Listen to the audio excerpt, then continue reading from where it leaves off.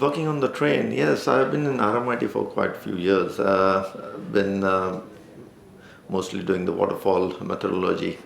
The agile release train is the new thing that got implemented a couple of months back. It's a total change in how we used to work before. Uh, my main area of working is testing, quality assurance. By the time we got engaged earlier, it was like almost close to delivery time, and then a big bang, come do your testing and just finish off whatever you can to the best. But with the train, it is that we are involved much earlier. There was in the waterfall methodology as well. Always we had that we need to engage the testing much earlier. Part of that was by developing the test strategy. Only that at that time that the test lead would get engaged with the changes coming through during the test strategy. But by the time the actual tester, the person who's going to test it, and the test analyst used to get engaged, was very close to that. But now, since each of the squad has its own tester and the developer working very close together, any change is known straight away, and then you can start thinking about your test planning much ahead.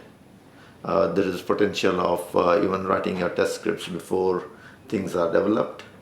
So that's a really good point. And at that time, we can even give a feedback to the team that maybe this change is there, but there's a potential impact on certain areas. So maybe we may not need to change. So there is this early feedback from the testers as well. So it's been really good, and the squad get to work very closely with the FAs, with the developers, and most of it earlier we were shielded from the business owners, get engaged with them only during UAT, but now like before, even during the requirements, when they are giving us the acceptance criteria, we already have that conversation with them. So we are aware of what the acceptance criteria should be. So that really helps us in getting our test plans right.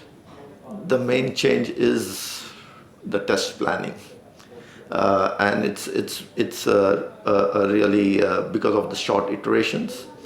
Earlier we had the luxury of, like, say, suppose if you want to test a change, you have a 4-week period. With the first 2 or 3 weeks you do your planning, and the execution would be a small part of it, the test execution, but the planning was taking a lot of time. But with Agile, it's more of execution. So, and you have to look at the software as a working software, so you get to look at it, and then you get to play with it more. So the test execution is more and less of, there is planning, but your planning is within the test execution. So that has been really good. In terms of? Yes, in a sense that we are pushing in small iterations, so things are going into production quickly. So what happens is that you test a bit, and then and it's put into production straight away. Earlier, what used to happen is in waterfall that you are testing something, but not necessarily it would go into production. It would still wait till other things or a safe period is found for its deployment. So there could be chances that when it is in an idle state, the migration in the idle state, there is something else that has popped in, and then we have to do our retests and everything all over again. So having an agile methodology of testing is good. So we do our testing, get the working software, get the acceptance by the users that yeah, the software is good enough to be deployed and it's deployed quickly is a really good way of working. The thing is to learn as you go, kind of thing. You have to be ready for the change. As being a tester, it is that we work in a very rigid way because we are kind of seen as the quality assurance people, just to make sure that okay, the quality of the code is all good. So we have to be a bit rigid and strict in that way. But the thing is that you have to be flexible. So that's what I would say to someone who's coming in. The thing is that since there is so much close collaboration with the business and other stakeholders, is that you have to sometimes explain it to them why the system is behaving in that way. So, and it's not about having like a 100% pure, like clean application. It's very difficult to achieve that in the waterfall method as well. But the thing is that with the collaboration that we are having with the business and others, it is easy to explain to them that yep, there are some issues, but it's kind of mitigating the risk. You could say surface all the risk involved with that, and then so the decision makers can just make a decision based on whatever risk we have. So the testers should be a little bit more flexible. In earlier times, when we used to raise a defect, our main goal was that the defect has to be fixed in a certain time, and then things like that. But only thing is with this, again,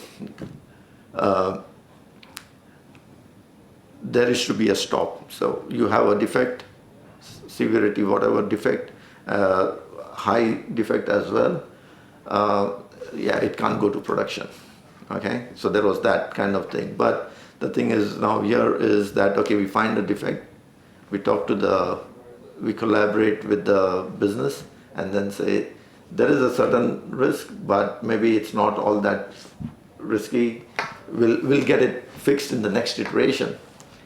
So there is a chance of getting it deployed and then fixing that bug or whatever in the next iteration. So again, you put it in there.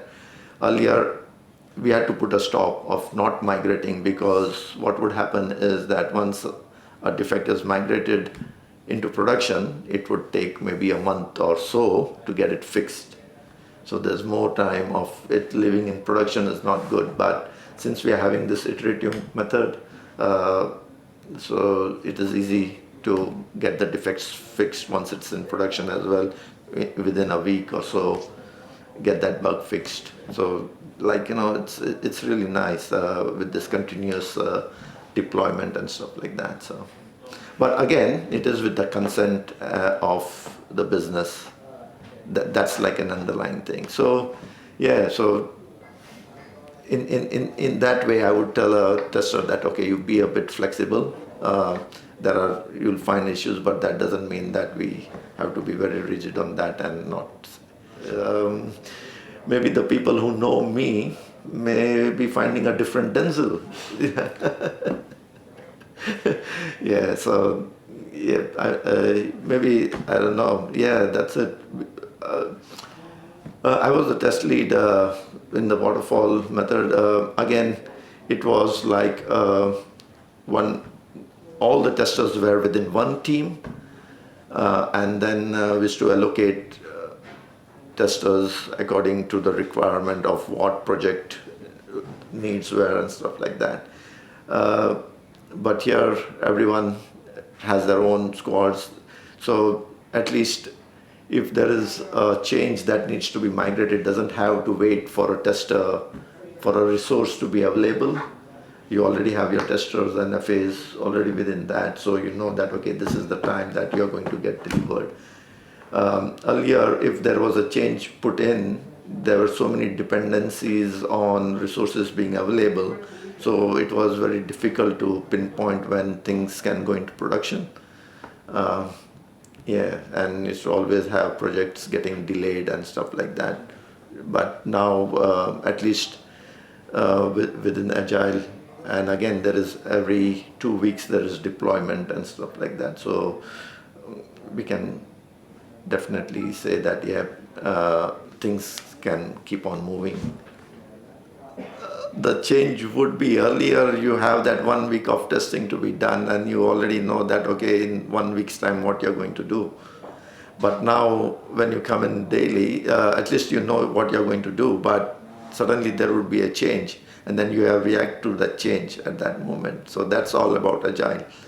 So yeah, maybe it has improved a lot with that, and it's a happier denzil in that case, making me flexible to respond to the change, so, and it even helps maybe in my daily life as well.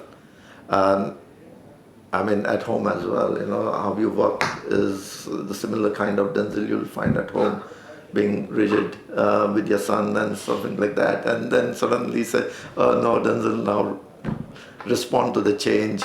It's okay, be agile. Yeah, that kind of thing. Yeah, so like you feel like working in this way has even affected the way you are at home? Yeah, of course.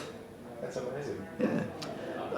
The best thing is that, okay, you come into work, you collaborate, you talk to people all the time, yeah, and at least you can come and the daily stand-ups, it's a really good thing as well. Like, just come and blurt out whatever you want there if something is bothering you, or so at least people are aware of it, and you can someone else can pick it up and escalate the matter and fix it.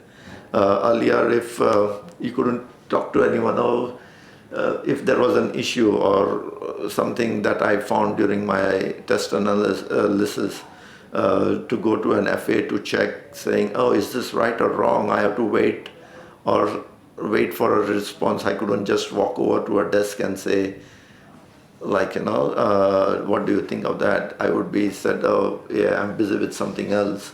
So please, I mean, with Agile as well, you will find that, but not so much, because everyone has maybe accepted that you have to respond to a change, kind of thing. It can be